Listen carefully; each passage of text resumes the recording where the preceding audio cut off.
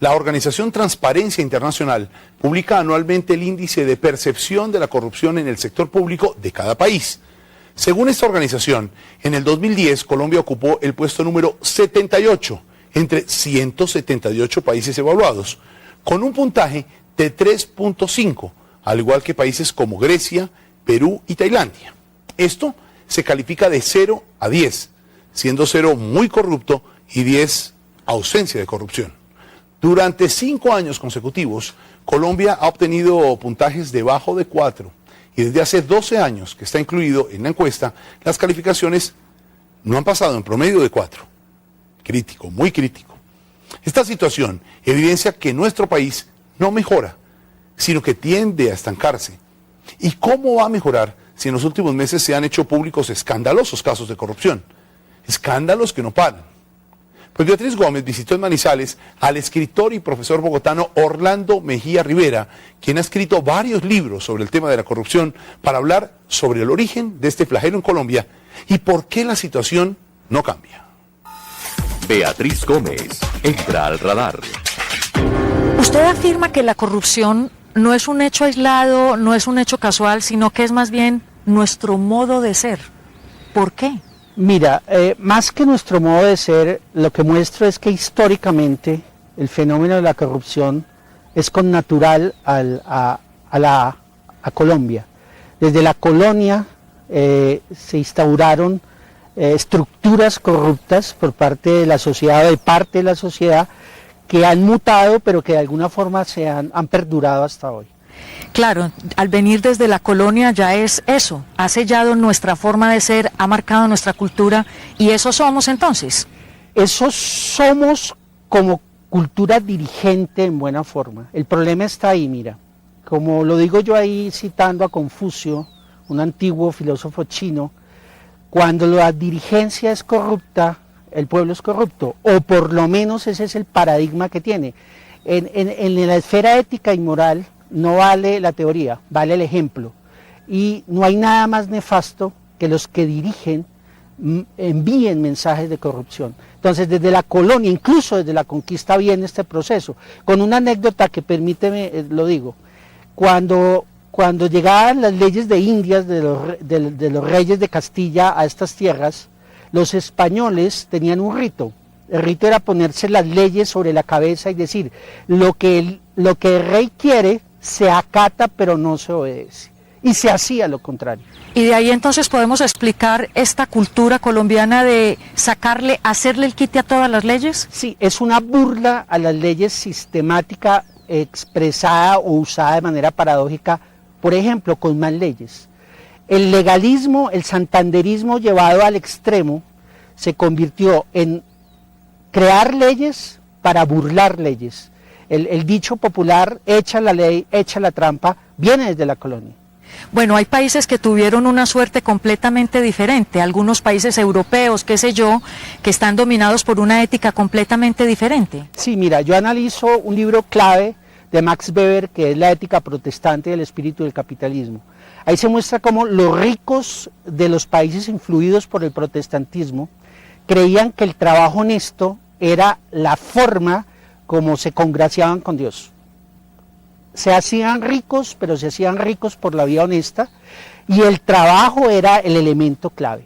Mientras que los ricos del catolicismo, de la ética católica, ser ricos era un privilegio dado por Dios, y el trabajo se constituye en algo que es para los pobres, para la chusma. Los ricos no deben trabajar en los países católicos. Al no trabajar, tienen que seguir teniendo dinero, y cuando lo pierden, buscan las estructuras del Estado para seguir siendo ricos sin trabajar. Entonces esa es la mentalidad que trajo España a las colonias. En buena parte esa es la mentalidad, una mentalidad de astucia, una mentalidad de que solo trabajan los pobres y una mentalidad de enriquecerse rápidamente sin tener que hacer esfuerzo. Miremos un poco con ejemplos concretos cómo se refleja en la actualidad esa herencia colonial. Usted hablaba de las leyes, cómo se hacen, y de una vez se hace la trampa para hacerles el quite, para violarlas. Y analiza en alguno de sus ensayos el tema de las leyes, la aplicación de las leyes a la guerra. Sí, Mira, ahí está el ejemplo paradigmático del general Hermógenes Maza. Maza, durante la guerra contra los españoles de independencia, se convierte en alguien que pasa a cuchillo los prisioneros españoles. En una época donde no habían derechos humanos, pero el asunto se vuelve tan notable que Bolívar ordena en una misiva a Maza, general Maza, se le ordena que no derrame una sola gota de sangre más de los prisioneros españoles. A las semanas, en una batalla cerca de Mompox, Maza coge más de 300 españoles prisioneros, les pone piedras en los pies, los tira al río Magdalena, los ahoga obviamente, y contesta a Bolívar. General Bolívar se cumplió sus órdenes, no se derramó una sola gota de sangre de los prisioneros. Esa, que es una anécdota que está validada por varios historiadores, representa muy bien ese juego con las leyes en Colombia. ¿En qué hechos del pasado, en qué hechos de la colonia podemos explicar que la casta que dirige a Colombia se sienta con derecho a todo? Viene desde los famosos terratenientes aristócratas que llegaron acá, que las bulas papales les dieron tierras, simplemente a cambio de que los indígenas fueran convertidos al cristianismo, y que, repito, en su sentido ético y en su sentido, digamos, cosmológico, trabajar era un asunto de pobres, se crea una especie de pureza de la sangre falsa. En la Nueva Granada se llegaron a constituir 17 clases de sangre, imagínate esto, totalmente anticientífico. Entonces es la pureza de la sangre igual dominar el Estado para esos hijos de terratenientes sin trabajar, o sea, una especie de convicción divina de merecerlo todo, que se viene hasta lo que yo llamo los hijos de papi, que podemos poner apellidos porque están ya judicializados, los Nule y muchos otros. Es el prototipo de hijos de papi de este país, que creen que merecen expoliar el Estado e incluso lo hacen con cierto resentimiento y vergüenza sobre su país porque sienten que ellos se lo merecen. Mire, profesor, ¿en qué momento los bienes del erario público se convirtieron en un botín? ¿Y en qué actitud y mentalidad colonial se origina este hecho? Eso es muy interesante, mira, eso tiene una estructura que tiene que ver con la encomienda. La encomienda es la que genera la clase política. El paso de la encomienda a la República de Colombia fue un cambio de nombre, pero no de estructura. Por eso aparece la figura del cacique. La figura del cacique viene de la encomienda, pero se convierte desde la colonia en el que median el clientelismo. Ahí se da una relación muy extraña que es muy grave para el país. Política colombiana siempre ha estado unida a clientelismo con cacique. Y hasta hoy. Y eso ha llevado a lo siguiente, a que el 60-70% de todos los políticos desde hace 200 años son elegidos por la vía del clientelismo hasta hoy. Es en el día de las elecciones donde a través del dinero y a través de la presión pues, de las armas se eligen el 70% de los políticos colombianos. Eso lo sabe la clase política clientelista, por eso es que no le interesa el voto de opinión, porque el voto de opinión solo lo han elegido en Colombia el 30%. Una pregunta, la permisividad social que existe en Colombia frente a los vivos, frente a los que violan la ley, a los que se salen con la suya, a los que hacen un desfalco, ¿de dónde viene? ¿En qué aspecto de la mentalidad colonial se origina esta permisividad? Pues tiene que ver un poco con los privilegios de clase también, ¿ves? Los privilegios de clase, o así no se perteneciese a una clase privilegiada, el sentimiento de que si alguien que era el jefe o el amo podía hacer lo que quería, de alguna manera había que seguirlo, imitarlo. Harold Alvarado Tenorio tiene un poema muy bello que dice: el problema de Colombia es que imitamos nuestra aristocracia, o sea, hacemos lo que hace nuestra aristocracia. Entonces se va construyendo una permisividad, además un paradigma, un prototipo que yo llamo el prototipo del astuto, que lo vemos en la educación, que lo vemos en la política, que lo vemos en los corruptos de hoy. Vemos esa astucia, la astucia de ir con rapidez, de hacer el esguince, el atajo, lo que yo llamo. Colombia tiene una grave enfermedad que se llama el síndrome del baloto. Es una sociedad que quiere enriquecerse sin esfuerzo, que huye del trabajo serio. Entonces, desde ahí vienen una serie de estructuras que se han enquistado. Ahora, ojo, eso no es todo Colombia. Yo trato de paradigmas que muestran lo contrario. Obviamente hay un sector que se resiste a todo este estado de cosas. De eso vamos a hablar más adelante. ¿Qué relación encuentra usted entre la impunidad y la corrupción? Es muy grande, mucha gente lo ha estudiado. Mira, parte del problema en Colombia es esa asociación entre corrupción e impunidad. Un informe de la Unión Europea del año 2009 muestra que el sistema penal acusatorio tiene un grado de impunidad del 96.7%.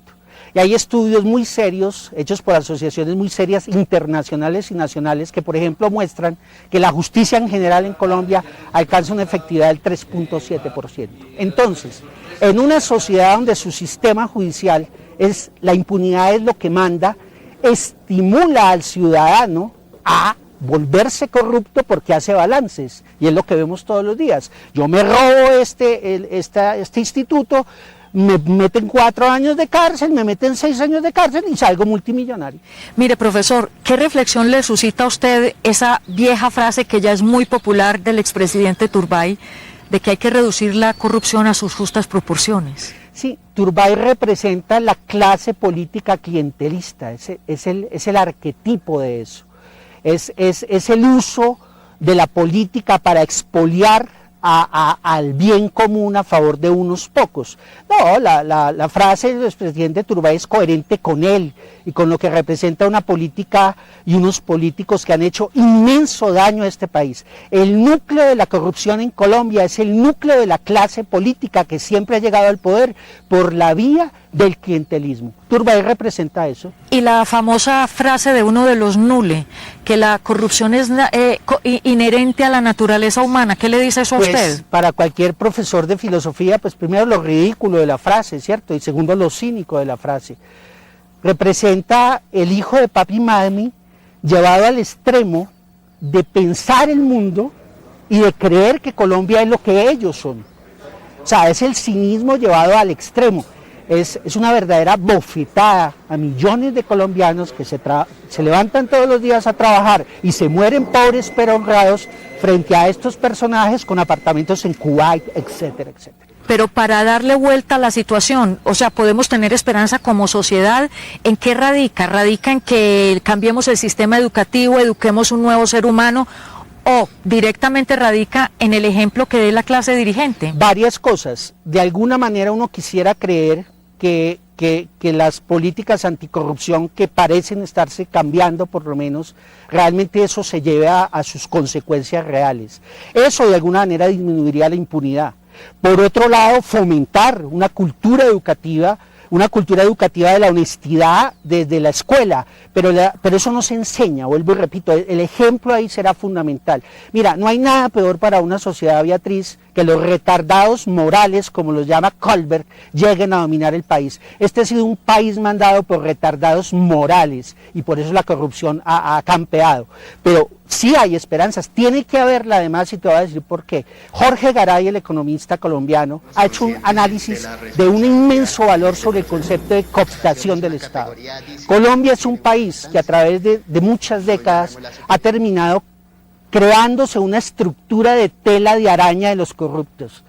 Es un Estado prácticamente a portas de lo que él llama la cooptación del Estado, un Estado al servicio de mafias. Las mafias no solo son las mafias del narcotráfico, en Colombia se han unido ya, por eso no hay tanta violencia como en México explícita, las mafias del narcotráfico y las mafias de la clase política, en una armonía que pretende ser una sociedad aparentemente normalizada.